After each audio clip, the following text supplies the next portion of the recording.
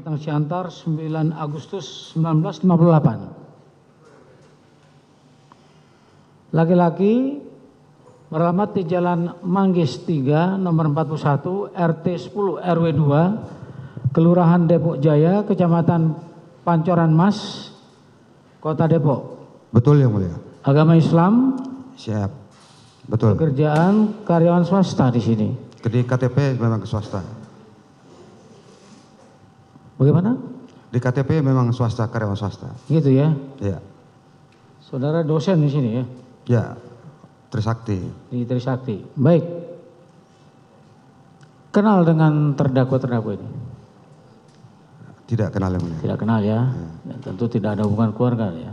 Ya. Baik, sebagai ahli saudara diminta bersumpah terlebih dahulu.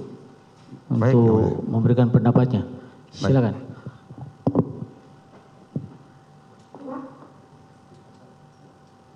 Bismillahirrahmanirrahim. Bismillahirrahmanirrahim. Demi Allah saya bersumpah. Demi Allah saya bersumpah. Sebagai ahli dalam perkara ini. Akan memberikan pendapat soal yang dikemukakan. Sesuai dengan kalian saya. Dan ilmu pengetahuan saya. Dengan sebaik-baiknya.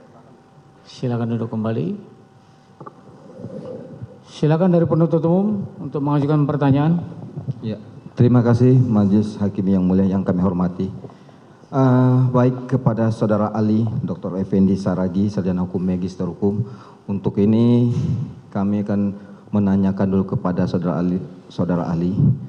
Apakah Saudara ahli pernah diminta untuk memberikan keterangan di dalam BAP di Cyber Barreskrim untuk terdakwa Arif Arifin dalam memberikan keahlian ahli hukum pidana?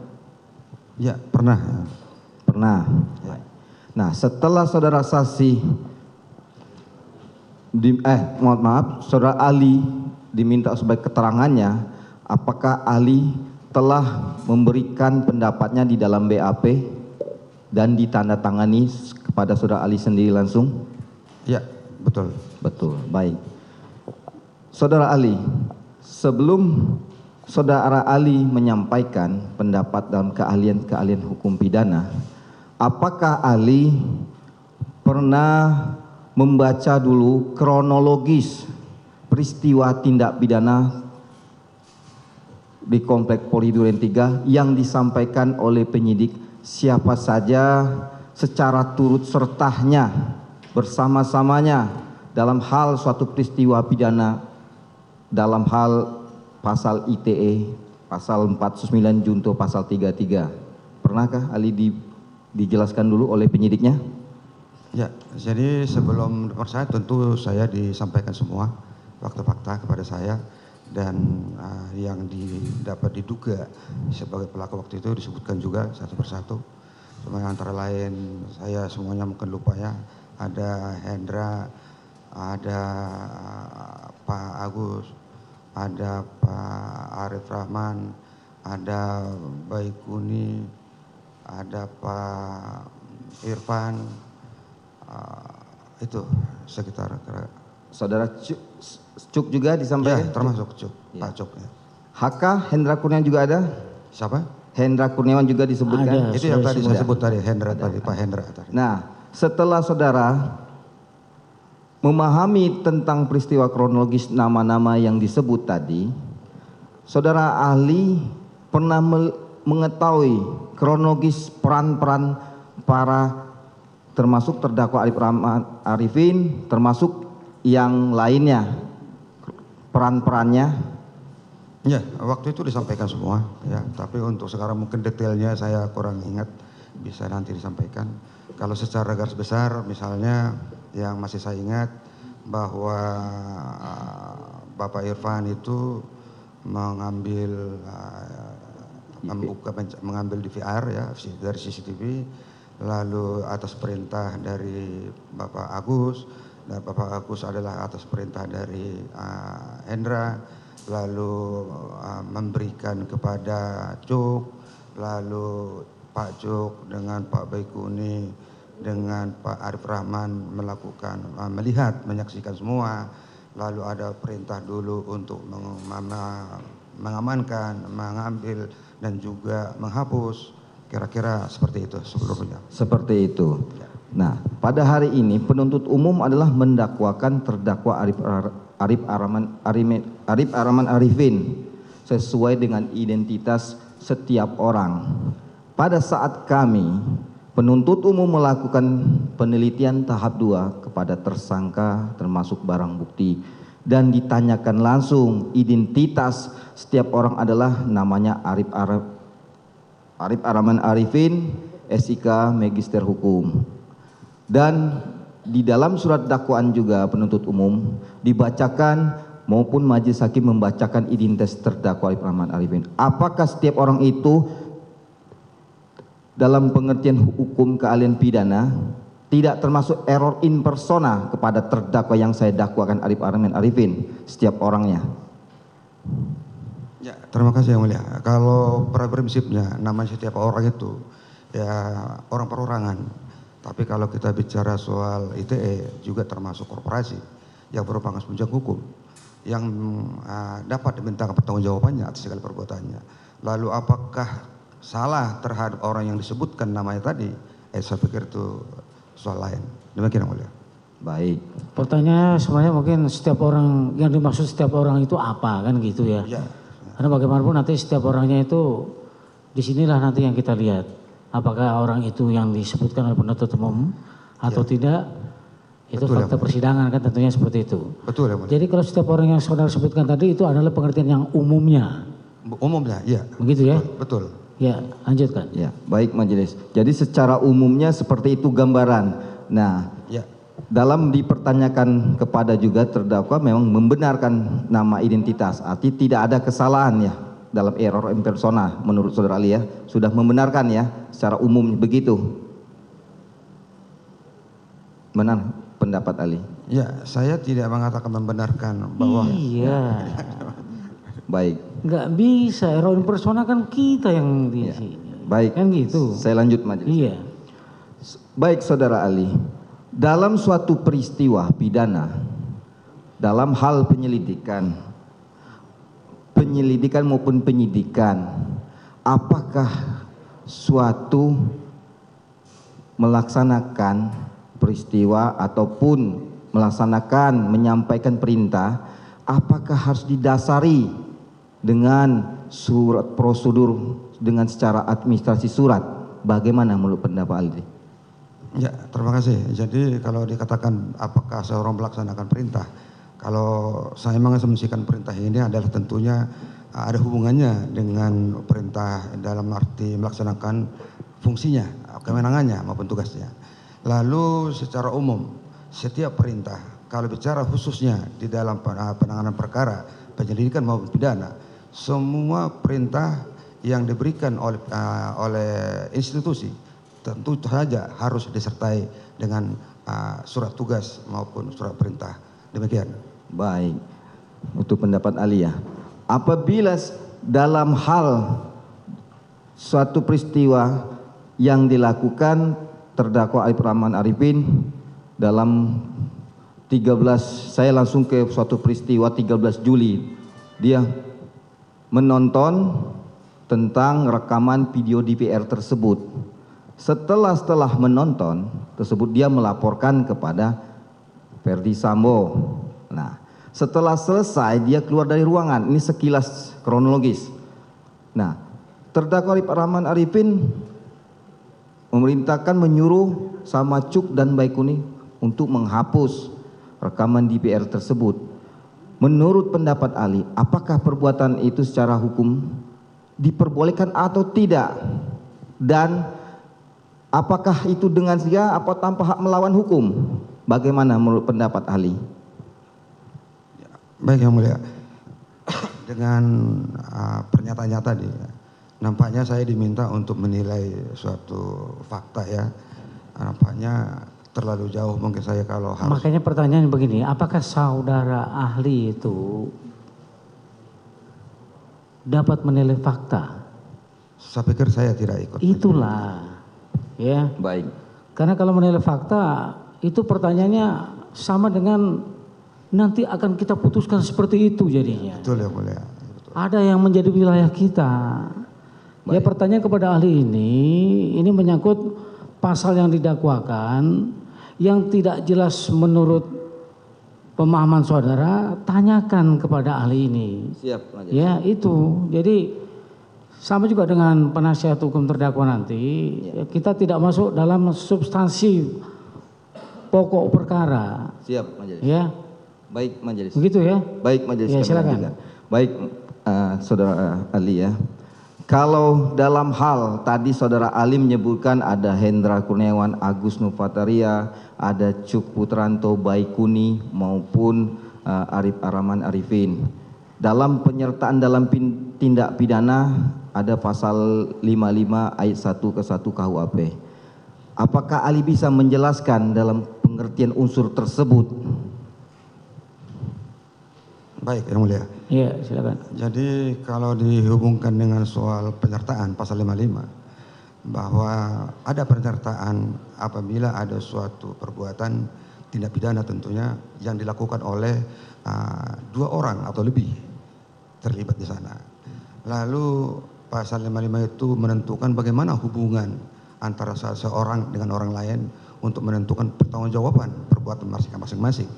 Di dalam pasal 55 itu ditentukan khususnya ayat 1 bahwa ya termasuk dia dipidana dengan sebagai pelaku adalah mereka yang menyuruh melakukan, yang biasanya dengan arti dunblen itu, lalu ada yang turut serta melakukan, dan juga yang di bagian kedua ada yang menganjurkan untuk melakukan suatu dipidana dengan menggunakan sarana-sarana yang telah ditentukan di dalam ayat angka 2 tersebut. Antara lain dengan menjanjikan sesuatu, memberikan sesuatu, dengan memberikan keterangan dan lain-lain. Lalu kalau bagaimana hubungan antara satu pelaku dengan pelaku lain dalam hubungan dalam arti menyuruh melakukan, tentu berbeda-beda dengan turut melakukan maupun menganjurkan melakukan. Khusus untuk misalnya dunblen itu untuk menyuruh melakukan, bahwa orang yang disuruh melakukan tidak bisa dipertanggungjawabkan. Tetapi untuk yang turut serta itu memiliki dua syarat, antara lain satu bahwa sejak awal ada kesadaran di antara para pelaku untuk terjadinya tindak pidana yang hendak dilakukan tersebut, dan yang kedua bahwa perbuatan antara para pelaku harus dilakukan secara fisik untuk terbitnya atau terjadinya tindak pidana tersebut. Sedangkan untuk yang menganjurkan adalah telah menggunakan sarana-sarana yang telah secara limitatif ditentukan di dalam bagian kedua pasal 55 ayat 1 tersebut. Secara demikian garis besar yang mulia. Ya. Baik, dari harus ada kesadaran yang menurut juga pendapat ahli tadi ya, saya tangkap juga kembali. Dalam hal tersebut, bila mana dikorelasikan dengan tanpa hak melawan hukum, bila dikorelasikan penyertaan dalam tindak pidana, apakah ahli bisa menjelaskan unsur dengan sengaja dan tanpa hak melawan hukum? Tadi kan secara kesadaran dalam 55 penyertaan tindak pidana. Bagaimana menurut pendapat ahli tentang pengertian dengan sengaja dan tanpa hak atau melawan hukum dalam tindakan apapun? Ya, ini kalau membaca bacaannya mungkin ini terkait dengan tindak pidana ITE. Memang di situ disebutkan setiap orang yang dengan sengaja dan tanpa hak atau melawan hukum. Jadi bacanya agak beda tadi yang disebutkan Pak Jaksa tadi. Lalu kalau dilihatnya dengan sengaja, kita semua sudah mengerti maksud dari sengaja di sini menggunakan penjelasan dari KUHP yang sebelumnya, yaitu menghendaki dan menginsafi perbuatannya. Dan kalau dikatakan tanpa hak itu adalah tanpa kewenangan, tanpa bahkan dibilang itu juga tidak sesuai dengan haknya, tidak sesuai dengan kewenangannya. Kewenangan ini bisa berdasarkan undang-undang maupun karena perjanjian, dan juga tidak bertentangan dengan kewajibannya. Dan memang ini tanpa hak ini disetarakan dengan pengertian melawan hukum, sebagaimana seperti pengertian melawan hukum sebagai kita tahu ada juga melanggar undang-undang yang berlaku, dan juga tanpa haknya sendiri melanggar hak objek subjektif orang lain dan tidak sesuai dengan kewajibannya. Kira-kira demikian pengertiannya. Baik, Majelis Hakim, mungkin saya lanjutkan ke rekan saya. Izin melanjutkan Majelis Hakim yang mulia. Ahli ya, saya mungkin langsung saja dulu, ahli kan sudah sering nih memberikan keterangan ahli di persidangan ya. Ya. Yang ingin saya tanyakan, apakah sebelumnya ahli juga mengerti nih, ahli dalam bidang undang-undang ITE, ahli ITE nih? Saya sampaikan dari tadi bahwa saya itu bidang pidana umum, sehingga apabila pidana umumnya menyangkut ITE juga sudah biasa. Sudah biasa ya, sudah pernah juga? Sudah Pernah juga, oke. Kembali ke pasal 49 junto pasal 33 ahli di undang-undang ITE ini. Di sana kan salah satu unsurnya adalah melakukan tindakan apapun yang mengakibatkan terganggunya sistem elektronik. Bisa nggak ahli berikan pendapat kepada kami yang dimaksud dengan melakukan tindakan apapun yang berakibat terganggunya sistem elektronik ini, bagaimana nih pengertian dari pasal tersebut ahli? Ya, terima kasih Yang Mulia. Jadi sebutkan si tindakan itu tentu saja segala perbuatan. Segala perbuatan apa saja yang berhubungan dengan suatu sistem elektronik. Yang tindakan-tindakan tersebut tentu saja memiliki akibat. Akibat itu tentu yang dilarang itu adalah akibat terganggunya sistem elektronik atau tidak terpakainya sistem elektronik. Jadi caranya bagaimana saja tidak disebutkan secara detail. Setiap perbuatan apa saja yang menyangkut yang mengakibatkan suatu sistem elektronik terganggu. Demikian Yang Mulia. Terima kasih ahli. Ini saya ingin melengkapi pertanyaan saya. Ini kan ada akibat, ini kan efek dari tindakan yang dilakukan. Yang ingin saya tanyakan, di unsur melakukan tindakan apapun, apakah si unsur setiap orangnya ini harus melakukan kegiatan aktif sehingga akibatnya elektronik ini menjadi terganggu, atau dia bisa cuma contohnya menyuruh, atau dia cuma berkata-kata saja menunjuk? Apakah ini juga termasuk dalam melakukan?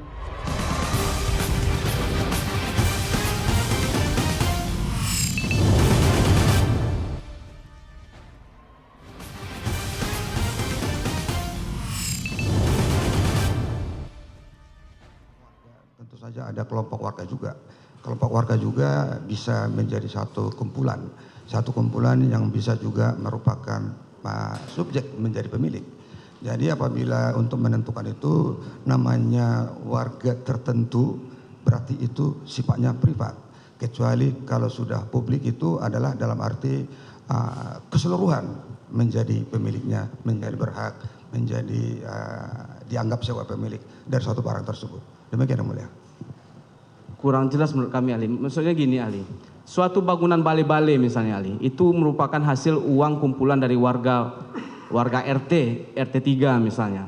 Balai-balai yang dibangun itu, apakah itu sesuai dengan undang-undang, itu milik umum atau milik pribadi ahli? Ya, tadi saya sampaikan karena ini adalah dikatakan tadi kumpulan dari RT, maka itu adalah milik RT. Karena itu milik RT sifatnya adalah privat. Milik RT sifatnya adalah privat, ya, bukan pribadi, bukan publik. Enggak, karena kalau udah publik orang lain pun nanti selain RT lain akan berhak atas barang itu. Demikian. Oh gitu.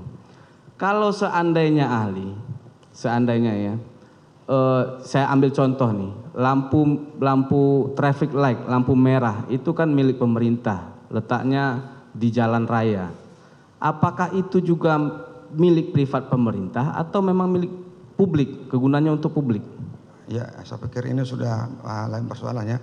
Tapi kalau sudah milik pemerintah dan digunakan untuk umum, maka itu adalah milik umum. Demikian. Kalau digunakan untuk umum, milik umum. Tergantung kegunaannya, begitu ahli? Yang ahli maksud? Ya, betul. Jadi bisa saja pemerintah memiliki meja ini adalah milik pengadilan, bukan milik umum dalam arti publik itu.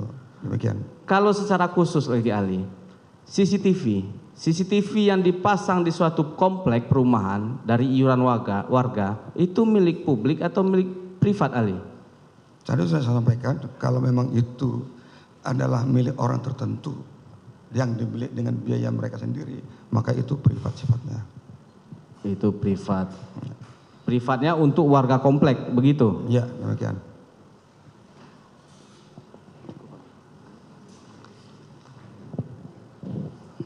Baik, ahli ya. Saya fokus di pasal sangkaan tentang pasal 55 ayat 1 ke 1 yang sudah saya jelaskan tadi. Pertanyaannya demikian. Tadi ada 2 syarat tentang melakukan bersama-sama, ya. Ada kesadaran bersama dan ada yang satu lagi. Iya, iya. Bagaimana pendapat ahli melihat, ya, melihat 2 unsur ini dalam satu perbuatan? Apakah harus dinyatakan oleh pelaku-pelaku itu bahwa kami sadar bersama, atau dari aspek mana dapat dilihat tentang 2 syarat daripada unsur daripada bersama-sama melakukan tadi? Ya, baik, terima kasih. Saya jelaskan yang mulia. Jadi sebagaimana saya sampaikan tadi, untuk satu syarat untuk turut serta itu sebagaimana maksud 55 adalah adanya sejak awal adanya kesadaran di antara para pelaku melakukan suatu tindak pidana yang hendak mereka lakukan, dan ada perbuatan secara fisik yang dilakukan oleh mereka secara bersama-sama. Dan kalau dibilang ada kesadaran, berarti itu memang di antara mereka itu menghendaki perbuatan yang hendak melakukan itu. Menghendaki itu sama dengan yang dimaksud di dalam sengaja itu, yaitu benar-benar mereka ingin bersama-sama menghendaki perbuatan itu. Kalau salah satu tidak menghendaki, ya tentu saja tidak bersama-sama namanya. Nanti mungkin menjadi beda sifatnya, mungkin dalam arti pembantuan. Jadi kalau untuk mengetahui itu dari mana kita tahu? Ya tentu saja kita bisa melihat dari perbuatan-perbuatan mereka. Apakah sudah ada kesadaran? Apakah mereka mengerti? Apakah mereka tahu bahwa mereka itu sedang hendak melakukan suatu perbuatan? Apakah nanti mereka secara faktual melakukan seluruh unsur-unsur yang dipersangkakan atau tidak? Itu persoalan lain. Karena tidak harus semuanya melakukan seluruh unsur-unsur yang dilarang dari suatu pasal tertentu. Bisa saja peserta lain tidak melakukan seluruhnya unsur, tetapi peserta yang satu memenuhi seluruh unsur. Tetapi apabila dari awal mereka sudah ada kesadaran itu untuk melakukan itu, maka disitulah ada turut serta yang dimaksud pasal 55 itu. Demikian yang mulia. Baik. Apa yang ahli jelaskan tadi kan untuk menegaskan saja bahwa kesadaran atau kerjasama secara sadar antara pelaku tadi dalam bentuk media player, ada kesadaran secara fisik yang menimbulkan tindak pidana tersebut. Kan ini bisa kita lihat secara samar, ya. Saudara sudah menjelaskan bahwa hal tersebut dapat dilihat dari fakta perbuatannya. Demikian, ya. Betul. Baik. Fakta perbuatan yang ahli maksud tadi, ya. Fakta perbuatan itu, apakah fakta perbuatan dari setiap pelaku-pelaku tadi dari media player itu harus memenuhi semua akibat atau unsur dari tindak pidana yang dipersangkakan? Baik, tadi sudah saya sampaikan bahwa dalam hal turut serta atau bersama-sama ini tidak harus para pelaku sebuah benar-benar memenuhi seluruh unsur yang ditentukan dalam suatu pasal yang dipersangkakan. Bisa saja yang satu memenuhi, tetapi yang satu kurang satu dari apa itu. Tetapi karena mereka dari awal memang sudah sadar akan melakukan tindak pidana itu dan tercapai, maka di situ sudah ada bersama-sama itu. Demikian yang mulia. Cukup majelis sebentar dari kami. Cukup. Baik, persilakan kepada penasihat hukum terdakwa. Terima kasih yang mulia. Saudara ahli, saya ingin mendalami keterangan saudara terkait pertanyaan dari rekan kami penuntut umum. Kalau dibeli oleh publik atau oleh warga, maka itu milik warga. Pertanyaan saya, kalau dibeli oleh seseorang, tapi dipasang di satu tempat, di mana warga dapat turut menikmati manfaat dari barang yang dibeli itu milik siapa? Ya, kalau pembelian adalah oleh seseorang, lalu dipasang, tadi maksudnya ya, lalu itu milik siapa? Ya itu milik si pembeli itu, dan itu sifatnya pribadi. Oke, saya kasih perumpamaan juga. Kebetulan di samping rumah saya itu ada satu gang. Saya pasang lampu, saya beli sendiri lampunya supaya gang itu menjadi terang. Di mulut gang saya buatkan semacam pos Kemudian di pos itu saya taruh DVR, ada CCTV yang mengarah ke gerbang belakang rumah saya. Mulai dari lampu, adanya pos satpam atau apapun namanya, termasuk CCTV. Warga di situ turut menikmati, konkretnya seperti itu, turut menikmati. Mereka dalam arti mengambil manfaat dari dipasangnya CCTV, menikmati adanya lampu, mengambil manfaat dari adanya gardu atau pos. Ini milik siapa? Milik saya atau milik warga? Ya, karena kita yang membeli tentu milik kita. Apabila sudah diserahkan untuk warga, menjadi milik warga tentunya. Demikian yang mulia. Apabila sudah diserahkan, maka menjadi milik warga. Betul. Kalau tidak ada satu penyerahan itu, apakah cukup dengan dipasang dianggap penyerahan atau harus ada satu livering atau semacam kesepakatan serah terima? Ya. Atau seperti apa? Baik.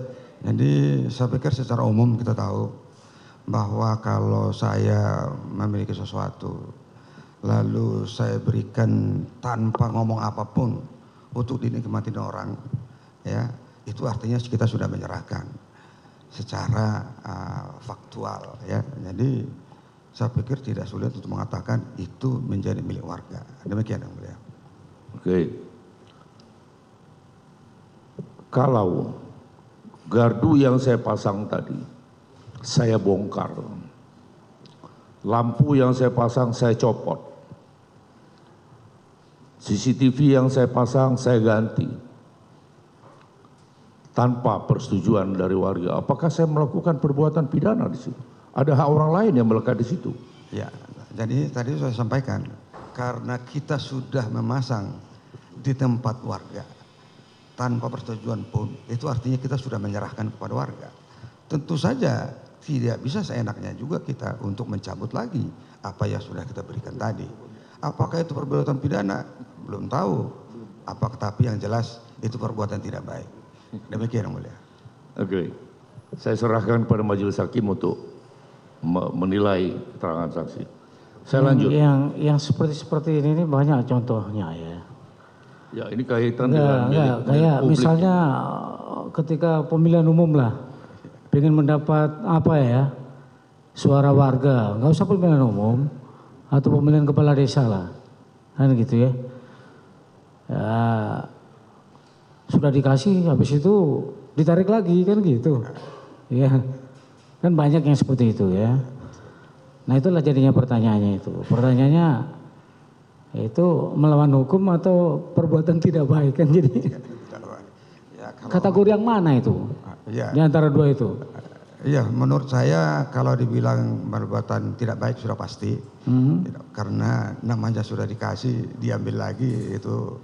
Kalau di orang Sunda bilang itu buruk sikut gitu ya. Jadi tapi apakah itu karena itu sebenarnya warga kita ambil, tentu saja itu perbuatan yang melawan hukum. Artinya kalau sudah disumbangkan itu sudah menjadi milik dari orang yang menerima sumbangan. Seperti itu ya. Iya. Kalau tadi diilustrasikan seperti ada lampu, ada DVR atau ada CCTV, kalau sudah diserahkan ya itu menjadi milik yang bagi mereka yang menerima penyerahan. Betul yang mulia. Tanpa harus ada semacam berita acara begitu ya? Tentu saja tidak perlu. Gitu ya? Iya, demikian yang mulia. Silakan. Ya.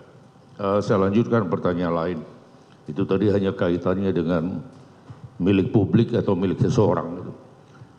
Saudara ahli, kita sama-sama kita ketahui bahwa dalam teori hukum pidana dikenal dengan ada unsur dengan sengaja. Ya. Kemudian tadi sudah jelaskan bahwa dengan sengaja itu pelaku menghendaki apa yang dia perbuat dan mengetahui akibat dari apa yang dia perbuat. Atau kita kenal dengan will and wittens, ya.